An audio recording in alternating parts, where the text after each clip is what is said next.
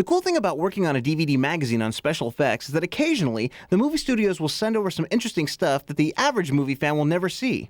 Recently, they sent over this press conference that Sam Raimi held regarding his new Spider-Man movie. Check it out. Yes, thank you. I'm Sam Raimi, the director of Spider-Man. Thank you for coming to today's press conference. This set that we're on right now is supposed to be a New York rental hall, where a professional wrestling group, kind of in the lower rung of professional wrestling, has set up for a few nights stand, and here they hold their pretty much a strongman competition. And Tobey Maguire, playing the role of Peter Parker, newly vested in his spider powers, comes here in an outfit that he devises, since these wrestlers are quite colorful characters. He comes here to use his powers to win some money, because in the first act he's quite an irresponsible fellow, and he hasn't quite realized that these powers are a great gift to be used for the betterment of all. So this is the scene where he'll be squaring off with Randy Savage, who's a great ferocious professional wrestler. And I won't tell you who wins the fight. We've decided to get back to the classical look of the red and blue Spider-Man, but Jim has decided to update it, just to bring it into the year 2002 when the picture opened.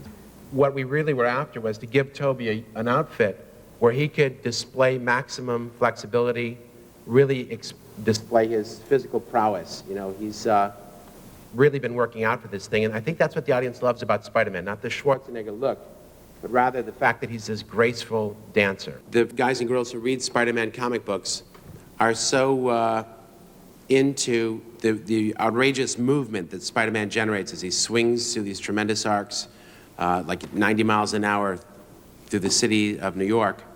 It demands a much more visceral camera style, I think, than we presented with Darkman, who is a more sedentary type of fellow, and Liam Neeson, and wore masks. So it didn't demand the same amount of exciting movement that Spider-Man demands. So I think it's going to be a lot more interesting camera movement, a lot more visceral in its feeling, but not so much that the audience says, oh, that's a cool shot, because I don't want to pull them out of the movie. I want these great actors that I've got here to pull the audience into the film. So I'm going to try and make it exciting without making myself known. What we're doing is extending from a real experience, a real person, into a world that's hyper-real, and how it affects the people involved, as opposed to just leaping into this hyper-real world.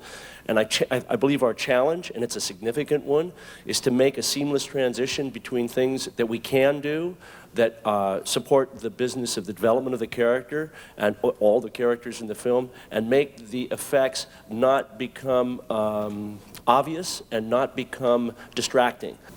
Now, we've always seen the great strength of Spider-Man as the fact that he's a real person. He's one of us. He's a kid from Brooklyn who doesn't have a lot of money. He doesn't get the girls. He's got acne. He's fairly average-looking kid. He's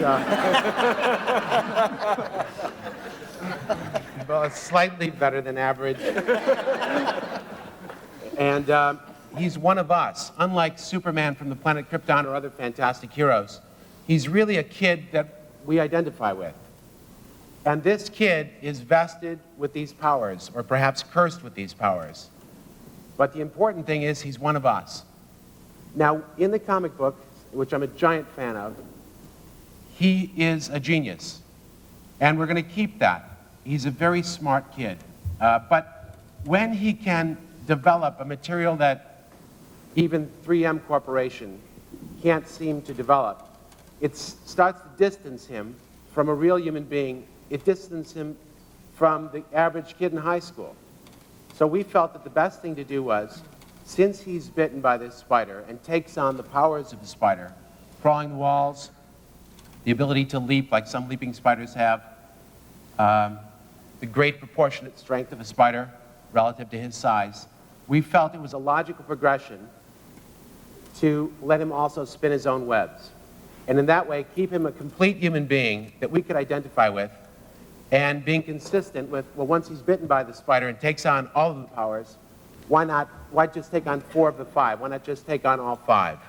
That it's a great choice, and it was inspired by James Cameron's treatment, I think it's a great choice to help alienate him, to make him feel cut off, and to really embrace the spirit of who Spider-Man is, this misunderstood hero who's an outcast, who's cursed with these powers. I think of my role in this movie as Norman Osborn first, and the Green Goblin grows out of an aspect of Norman Osborn. And Norman Osborn is an interesting character because he's got a dark side and a light, positive side.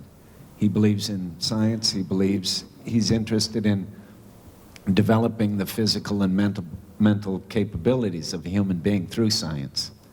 And there's a dark side to that and a light side. And the Green Goblin is the manifestation of that dark side.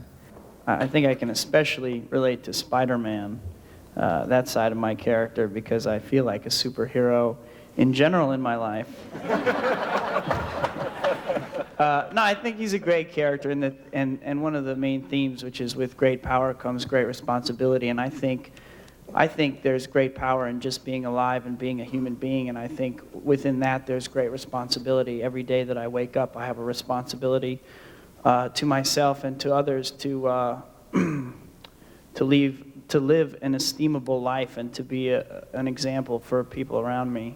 The technology that's available is, as we all know, enormous. And I guess the challenge for the filmmaker is to use it in an effective fashion. And being part of a team such as this, I feel as though I can't go wrong. So we're going to enhance and help along the spirit and the soul of Spider-Man where, if for physical reasons, we fall short. And I think it will be indistinguishable from reality. I think perhaps Superman was it was a great job at the time, but I think that the audience has become much more sophisticated and much more adept at determining what's real and what's an illusion, and that's our challenge. And I believe that you will be hard-pressed to tell the places where we've helped reality a little bit. But we will press the limits. We're going to do things that haven't been done in a movie before. I'm just loath to tell you, because then you'll look for them. A PhD in entomology and somewhat of a spider expert. Great. I am curious, Did you bring any with you? how familiar are you with fighting strategies of spiders and their attack behavior, and how do you plan to use that in the film? Like, for example, there's a thing called a bolus spider that creates a little web and then throws it in the air, and then the wind takes it along and it uses it as part of transportation. And there's lots of spiders that do all kinds of weird stuff like that. Thank you.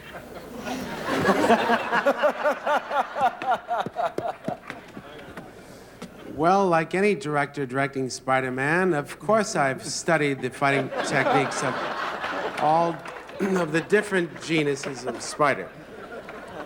I don't want to embarrass you with my knowledge of them here in front of the press. I think it's just best to say that we've examined that particular genus species and are thinking about it. I don't want to reveal too much of the picture.